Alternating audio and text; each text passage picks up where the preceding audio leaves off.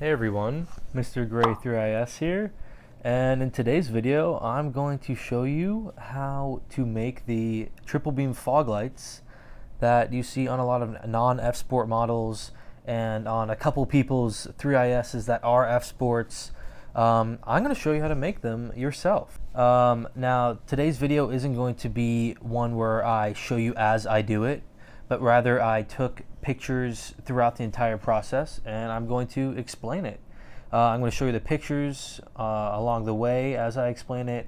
I'm going to link all the videos that I use down below, all the links for the products that I use down below. This should be super simple.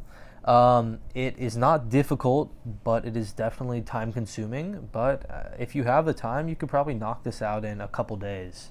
I spent a total of $250 buying the fog lights and the additional housings that you will be cutting. The original F Sport pieces of plastic on either side of the bumper, I bought new ones of them so I didn't have to take the ones off of my car while I was working on this. But that, in addition to the JB Weld and sandpaper that you need, is going to be about $250 worth of materials. You can buy these fog lights from low.is3 on Instagram, but they do cost $1,300. If you want to spend some money and not put any work into making them, dude, by all means, go buy them.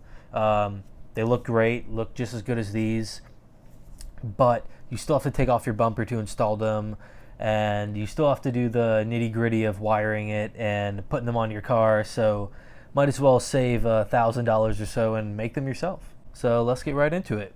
So you're going to start off with the housing that came with the fog light kit. It comes with the housing, it comes with the fog lights, all the wiring you need, the switch. It's a full kit, plug and play, if you were to put it onto a non-F Sport 3IS. So we're going to use the housing that would house the triple beams and cut it off of the non-F Sport housing. So you're evidently going to use a Dremel, and if you're trying to save money even more, you can use like some plastic snips, but hopefully if you have a Dremel, that's the one you're going to want to use because it's going to make this a lot easier. So you're going to cut the housing out, keeping these three screw points that I have in the picture intact, because that's what's going to hold the triple beams in place when you put it onto your new housing. You don't need to keep the top one and that bottom one. You can just cut them off, and you will leave these three right here. And evidently you will end up with something that looks like this. And this is what it looks like from the front. And you're going to do that on both of your housings. It's going to obviously come with two for either side, and do that with both. And from here, you're going to take the OEM housing from the F Sport bumper, and you're going to cut out a section to fit it. You want to cut it out a little bigger than you need. And pictured right here is exactly the amount you need to cut. You can cut more, but you're just going to have to use more Bondo. But right here is exactly what you need to cut. And here's what it looks like from the back as well, so you can kind of tell. And this is perfect. You want to retain as much as this as you can, but still enough to fit the triple beam housing pictured right here. This is kind of a rough picture of how it's going to look.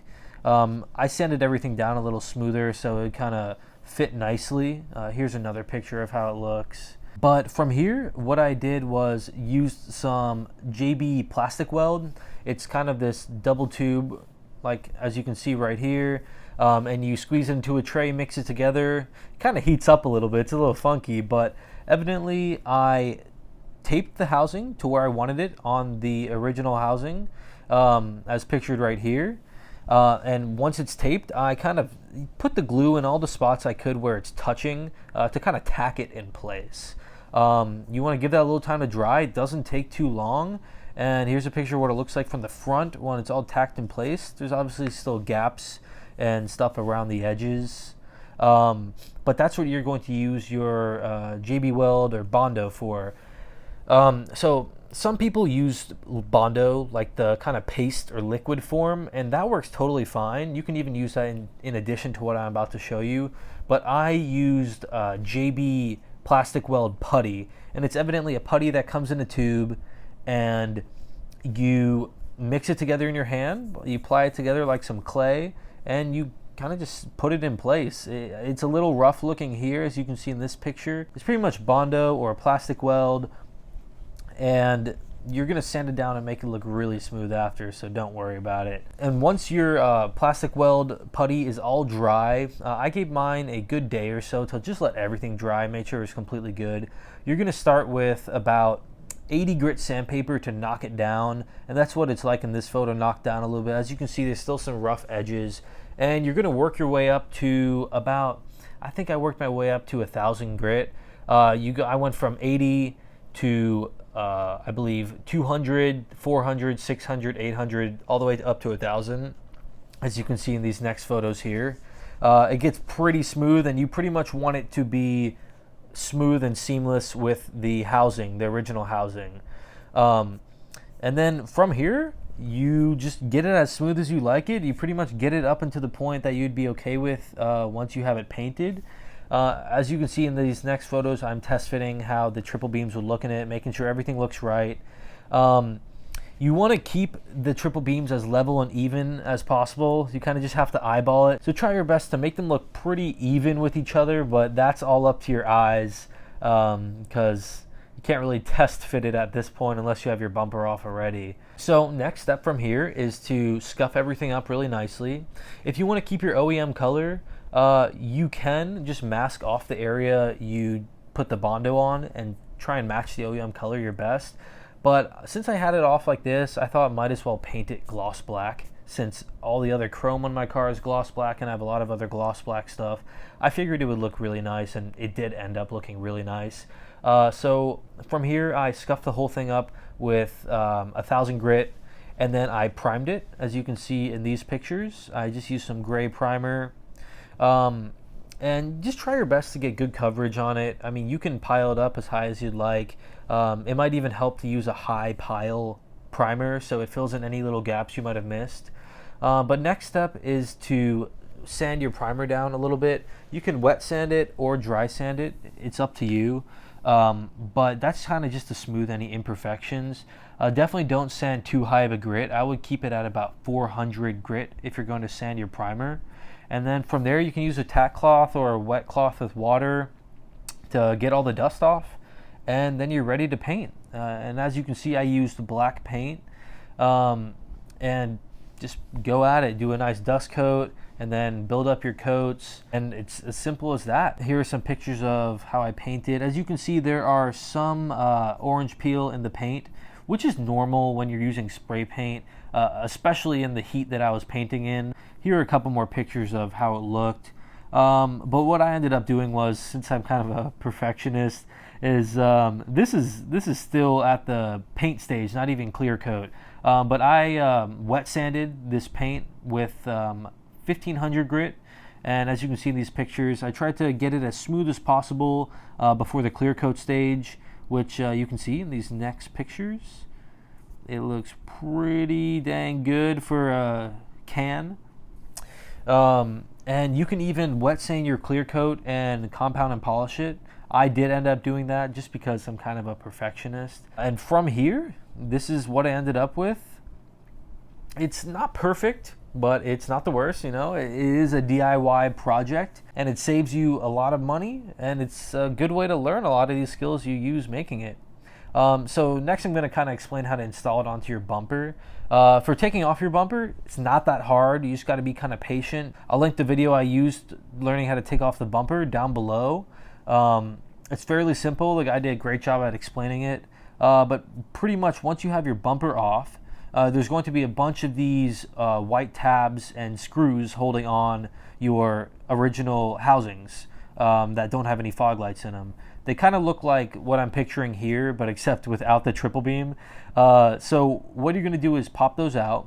And the best way to do this, I recommend, is kind of rough fitting your housing, the new one you just made, up to it and seeing where you have to cut.